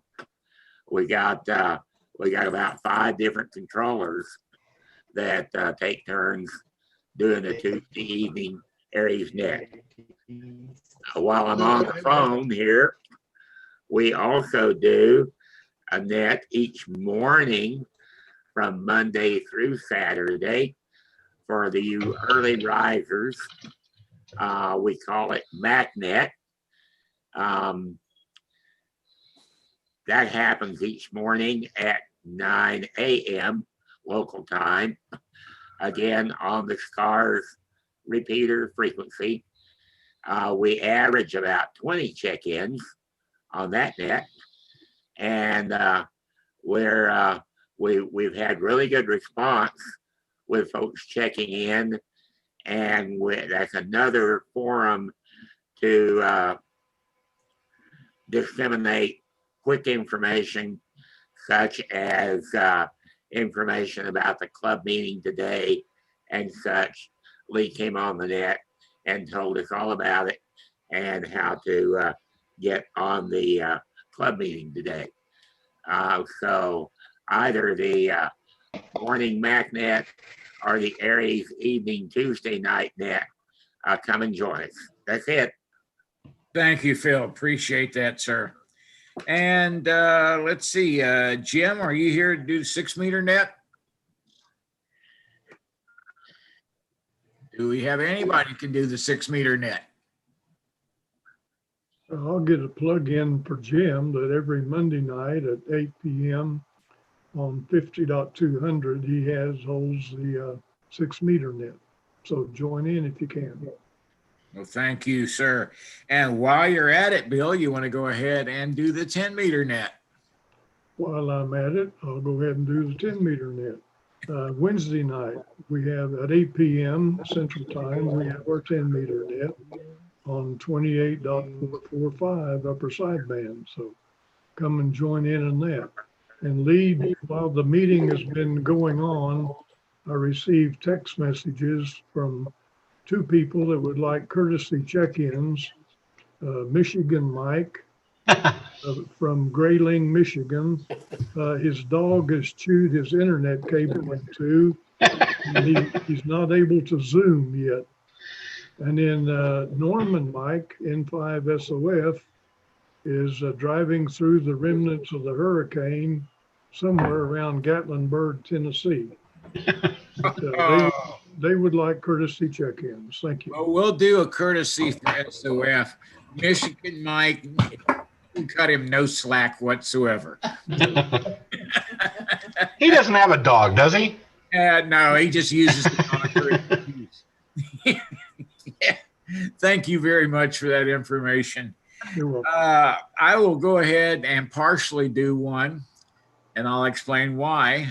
Every Monday night at 8:15 p.m., we have the statewide Aries DMR net on statewide talk group 3140.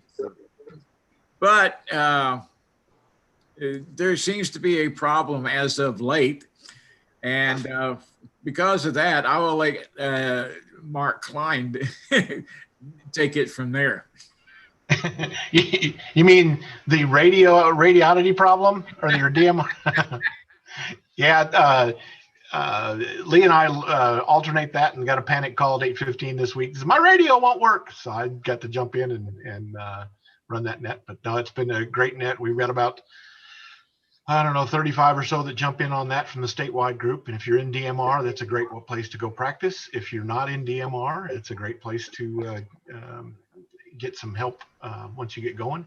Tuesday night, I'll veer off and say Tuesday night Elmer nights is a great way to get yourself caught up to get on Elmer on DMR nets. We're here on Zoom every Tuesday night from 6:30 to 9, and gosh, that's about another 25 or 30 that show up on that group, and we end up fixing stuff from all over, people from all over the country. Had some successes from satellite work from Bixby, Oklahoma this last week. So videos are on the YouTube channel if you want to catch up on the past ones. But I would say on the DMR net, it's amazing the check-ins that we get actually from all over the country. Yeah.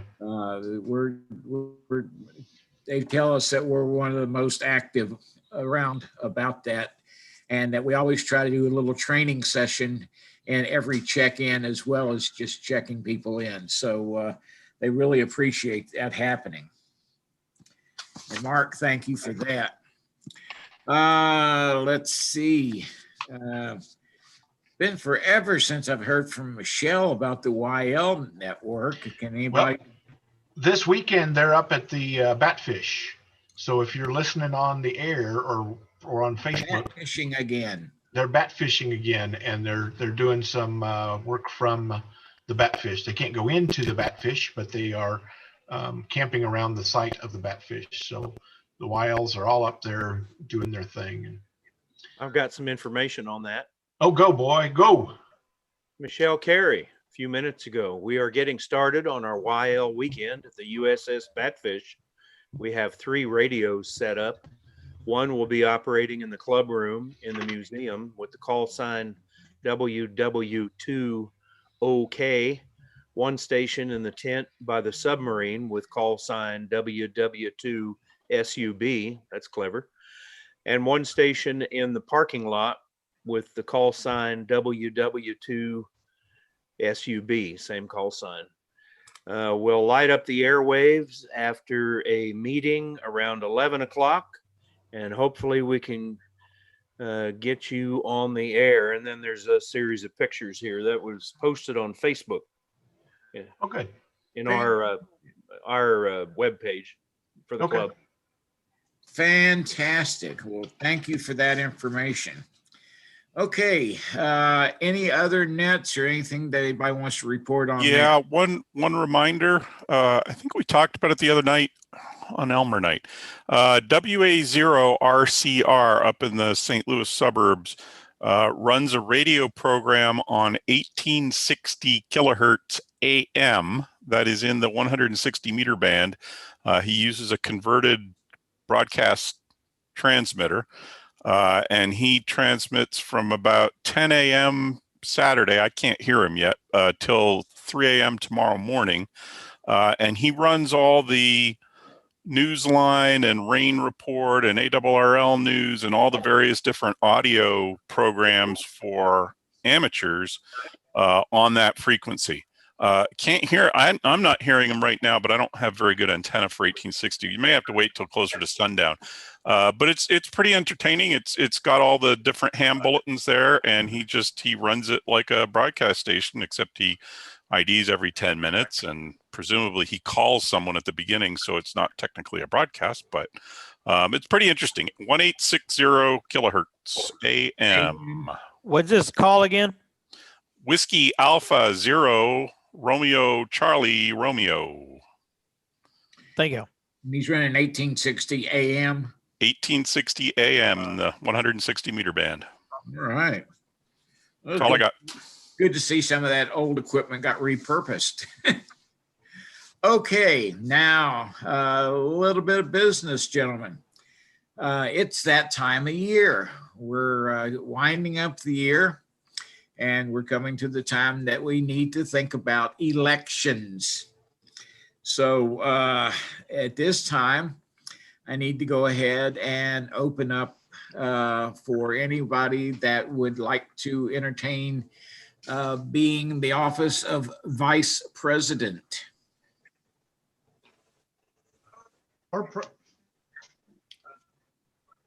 Say again? Or President, if you want.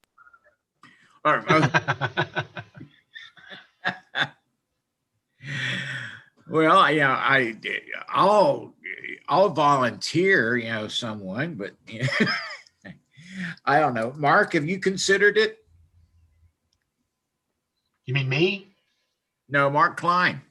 Yeah, you mean me? Yeah. I've done it in the past, and there's options. Obviously, it's something we need to do at the December one, so we can keep these open for a while. Right. Yep. Right. That's the reason I'm bringing it up now, guys. Good. By our bylaws and everything like that, we need to go ahead and approach it right now.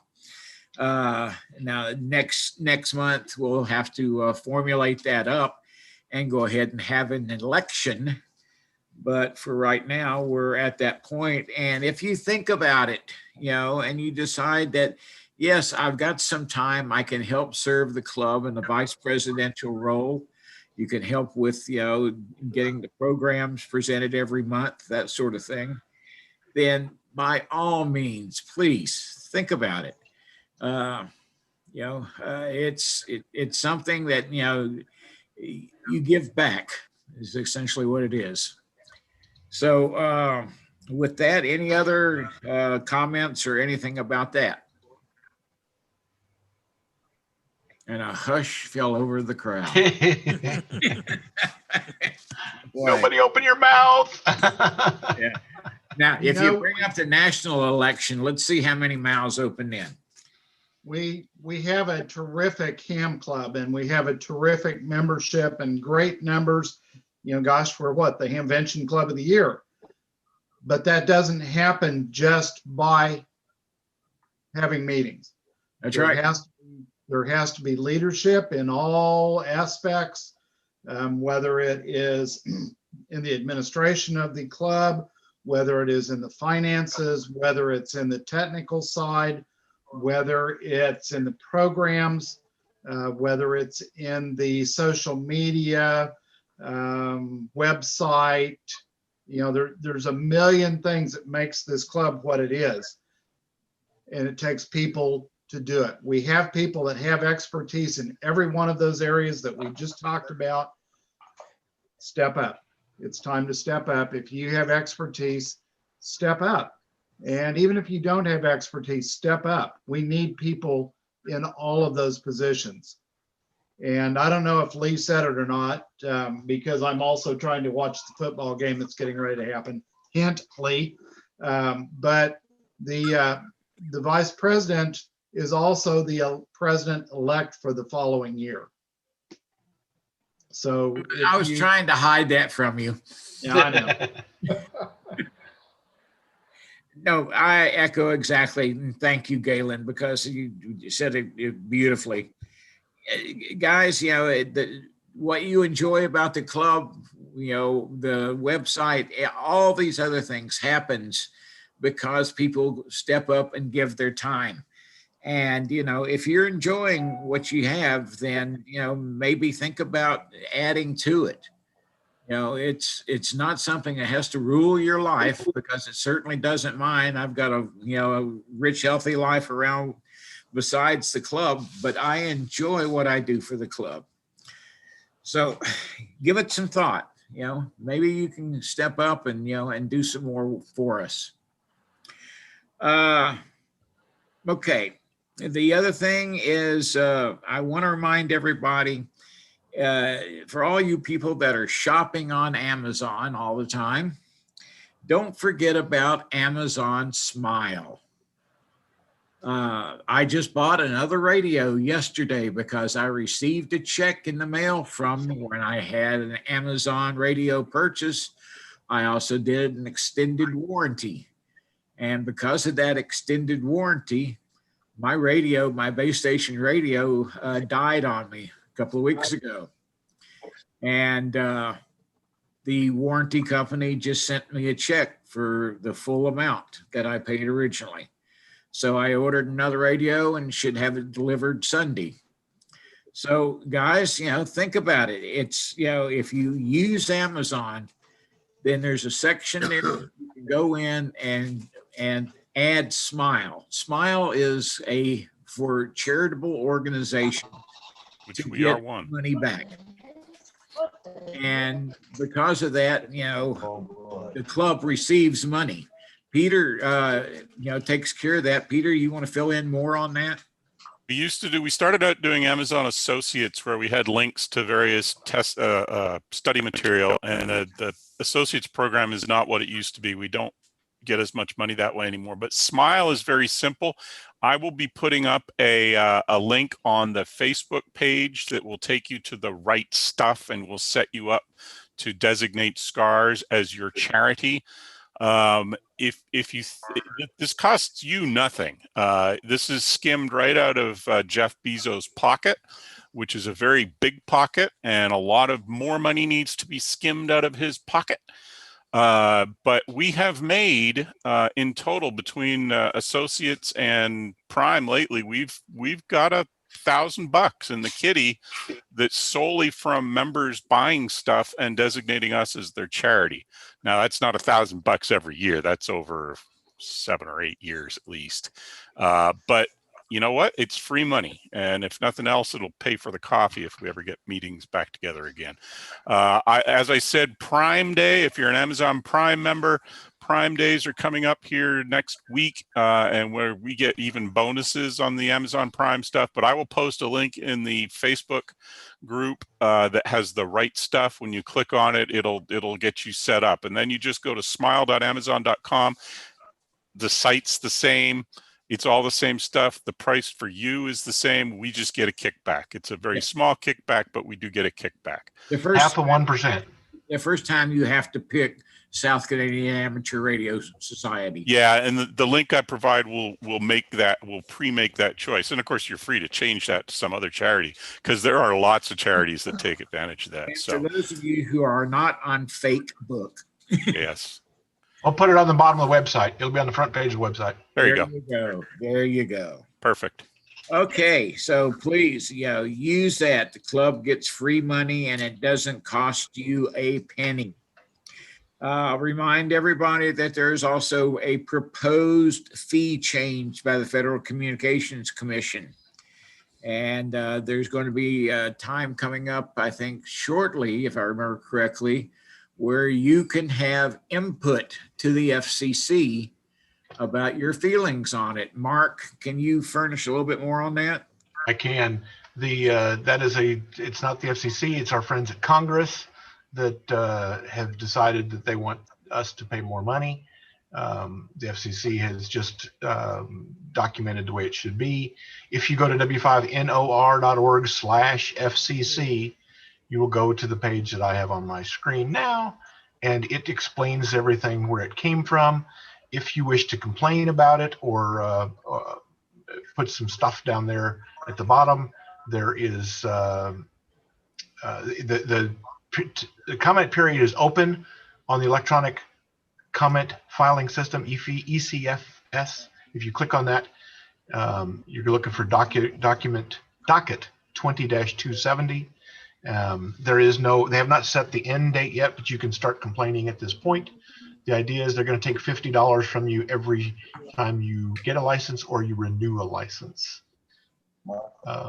I think Peter, it did not change address. Administratives are still free, as I recall. Oh, what? What? If you change your address, it doesn't cost you. Honestly, I have not kept up with it the way I should. I have. If you renew your license, it costs you $50 for a 10-year license. There's some other problems with it. For example, if you get your first license and then next week you upgrade to general, it's another $50, and that's a problem that's unique to our service amongst all the FCC services, and that's something that probably needs to be addressed. $50 for a 10-year license, on the other hand, geez, I don't know. I don't want to pay it. Don't get me wrong, but in the grand scheme of things, I don't know, $5 a year. It's a barrier for kids. Upgrades are a problem. Make your comments to the FCC. Don't gripe at the FCC. This was not their idea. This was in one of the bills Congress passed last year. Ray Baum's Act. Yeah, Ray Baum's, and that RAYB, it actually stands for something because it's Congress. But it was Congress's idea. This was not the FCC's idea. Regardless, they're the ones that have to do it, so they've got to work out the details. It stands for people that want to take more of your money every time they can. Well, yeah, and the estimates that I've seen, given the math and the numbers of the history, I think it would go down. We would lose people because of that, but they're saying that's like $5.2 million a year is what that's chicken feed to them. That's chicken feed to them, and why are they nailing us? I think the reason that they're doing this is to equalize it. GMRS has had a $70 fee for quite some time. I grew up in the day when FCC licenses cost $4. or I'm sorry, CB licenses cost $4. Me too. So, Yeah. yep. So, and I got a check back one time because they canceled that fee because they had too much money piling up. Because the law was, if you collect more money than it costs you to administer it, you have to send the money back. So it's just a pendulum swinging back and forth. There is a place you can complain. I'm kind of like Peter. The fee isn't a big deal. It's not going to go and help us anyway. Don't get me wrong. It's not going to be a good thing for us. But I think this would give a good opportunity for clubs like ours to subsidize the kids. I think the kids are the ones that I would be concerned about. Maybe we and other clubs would offer subsidies to kids like we do on radios now currently. So that's something we could look at if that goes into effect. That's but why I'm gonna say it's gonna go through because it's Congress. That's why I bring this up though every time. They are starting to listen more and more when there is public input. And realize that you do have a voice and it is, effective, and that the whole thing with this is, I think for most of us, the $50 fee is not the thing. But I look at, kids coming into this hobby, which is, going to be our lifeblood. And for them, that's expensive. They can't afford that. They can't go to mom and dad and say, can I have $50 just so I can get my license? So, I don't think that's a good way to administer it whatsoever.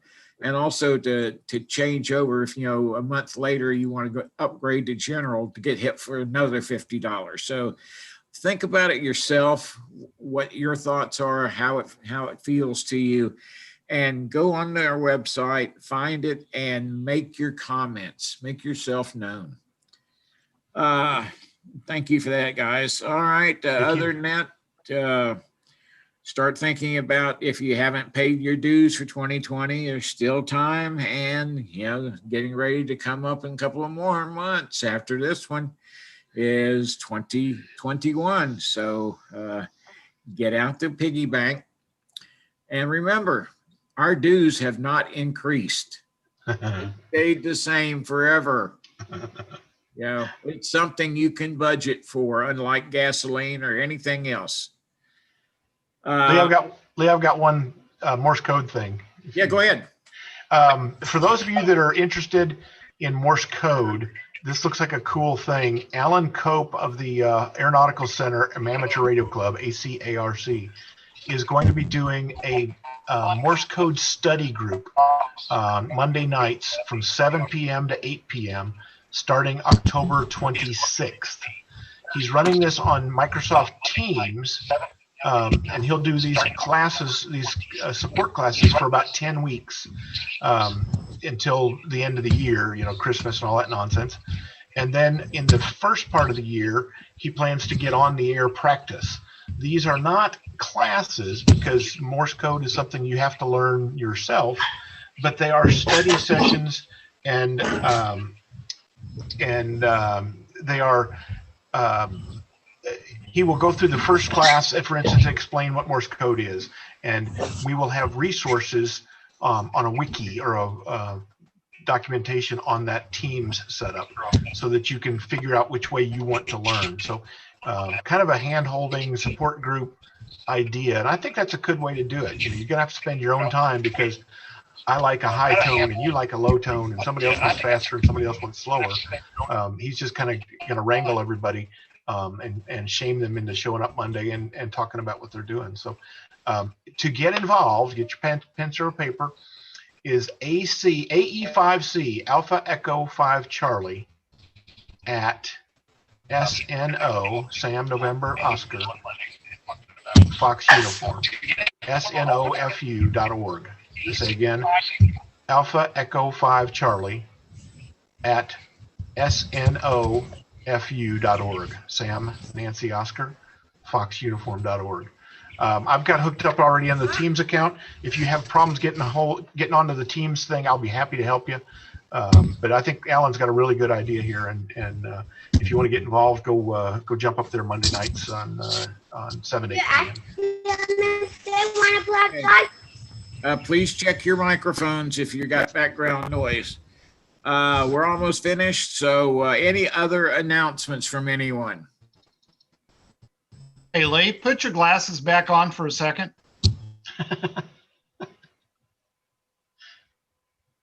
Yeah, put them down on your nose like you were. Now, does that look like the background picture I have up right now? I don't know. I don't see it. Oh, yeah, yeah. Well, you know what role that was. I was just going to say, do you know what the reference is there? I do. Okay. I will lead you out of the country. Guys, I appreciate it as always. If there's nothing else, any new business anybody would like to bring up at this time? I have a quick question. All right. For Hank. Hank, if you're still there, did you get my message about my changing my phone number? I sure did. I'll take care of it this afternoon. All right. Thank you. I'll keep the checks coming. All right, good. Lee, You can send me one too if you want to. Got your name on Ladies it. and gentlemen, I thank you. I appreciate you being here. I think the most that we had today was 36 people. No, we were over 40 there for a while, and we got about half a dozen on the Zoom side. So we have close to 45, 50. Yeah, it's still not close to having 70 people in person like we did. We got to work on that. It's better. I don't want to see this club, go through, a period of atrophy just because of COVID. So let's keep it alive, please. Unless anybody has anything else, I will say thank you very much. We appreciate you being here. We appreciate what you do for us, what you do for the community. And with that, I adjourn us. Bill had a question. Go ahead. For anyone who wants to join, lunch is at the Boomerang Cafe on Porter Street in Norman, right after the Siren Deck. Oh, and also I forgot something, and I am terribly sorry. Next Saturday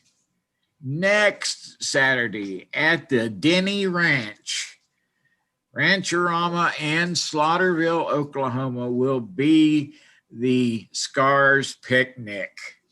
Bring your appetite. The picnicking is going to start about 4 o'clock. And everything is planned, paid for, and all we need is hungry people to show up. Lee? Yes. We're providing burgers, dogs, baked beans.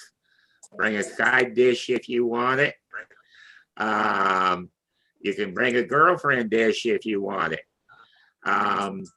You might want to bring something to sit on. If you want adult beverages, bring those with you. That's it. I think that makes it pretty easy. Well, and after that, come join us in the parking lot of St. Paul's Episcopal Church and do scouting with Jamboree on the Air to try to get our youth involved. Fantastic. Definitely always want to try to get more youth involved in this, especially. As I said at the beginning, I've got a group that we're setting up a ham class for that got about 16 people that want to get their technician license. If you know of anybody that's interested, send me an email or smoke signal, whatever you need to do. And let me know so that we can make sure we get people included. Other than that, does anybody have anything else? And I'll adjourn us again. Next month, we have Gerald Taylor doing electromagnetic pulse is going to be the presentation. So we've got that one up all scheduled. So let's think about that as you go through your next 30 days of how your EMP presentation or EMP will affect your radio. And Terry is holding up his and Peanut's new QSL card. It looks like there. Looks neat. So, Have to get one of those. All right, guys. Siren net at noon. Talk to you then. See y'all. I'm out of here. Thanks, guys. Have a great day. Glad to be here. Later. Great meeting. 73, everybody.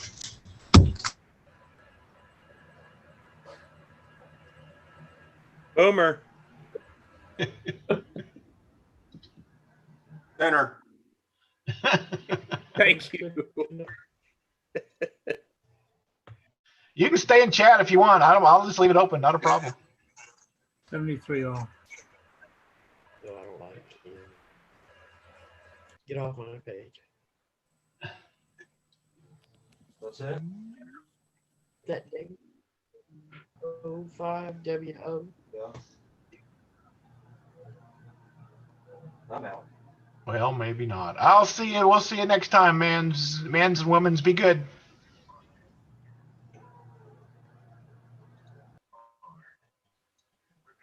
Daddy.